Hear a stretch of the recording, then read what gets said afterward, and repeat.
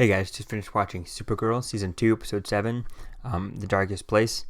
This episode was pretty cool since it's the before last episode before the crossover next week, which is titled Medusa, which is funny, I guess, because the episode is called Medusa, but the whole crossover is called Invasion. So definitely is pretty cool in this episode. It was pretty awesome seeing Dean Cain back in this episode. I was kind of disappointed, though, that he doesn't have powers or doesn't look like he has powers. At this point, he would have used them somewhat. It would have been cool to see him be Cyborg Superman or see him be someone with powers or something. I don't know. It would just be cool to see Dean Cain have powers and see someone like that. Like, it would be pretty cool to see that.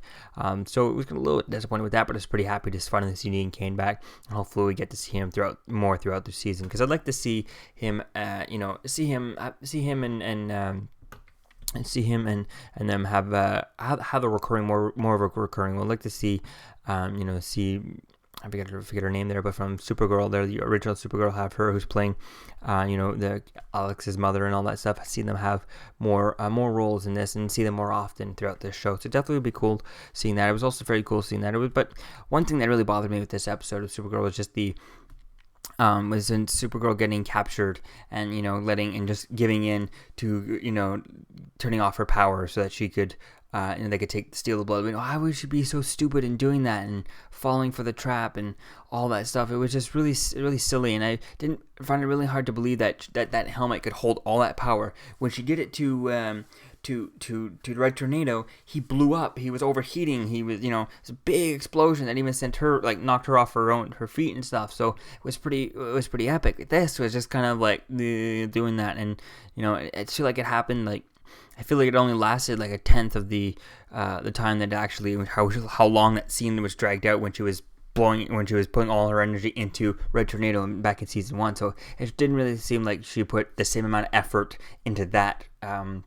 Into her using the solar flare that she did when she when she was fighting Red Tornado. So this episode was it was interesting with that. It was cool seeing the Guardian and him fighting the copycat Guardian type thing and fighting for his name, and Alex finding out his name, and so it's kind of not sure. I guess, does James know that Alex knows that he's Guardian and stuff? And definitely going to be interested to see what it's going to be like for Supergirl will find out that everyone knows about James being the Guardian, but her, and see if maybe if Martian Manhunter finds out first before. That'll be cool to see how that changes things.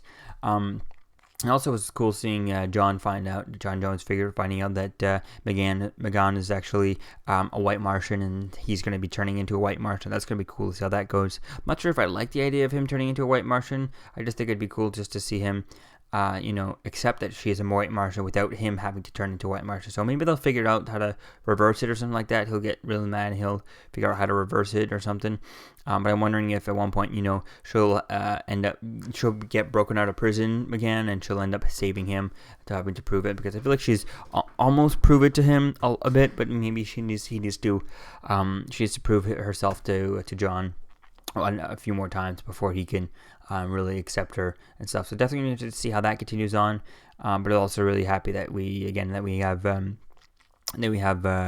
Dean Cain back, and I'd definitely like to see him be in a recurring role. I was wishing he was going to get powers or something from Cadmus. That would have been cool, seeing him with some sort of powers, but we'll have to wait and see if he does eventually later on get powers. But I guess not, if he's not Cyborg Superman himself. So we'll have to wait and see what else happens. Definitely was a fun. I can't wait to see what happens in Medusa, see if it has anything really crossover connection other than the last 5 minutes will at least be a crossover, but we'll see how much we see of Vibe and Flash in the next episode. So let me know what you think, guys, about this episode in the comments below. I'll see you guys in the next video. Peace.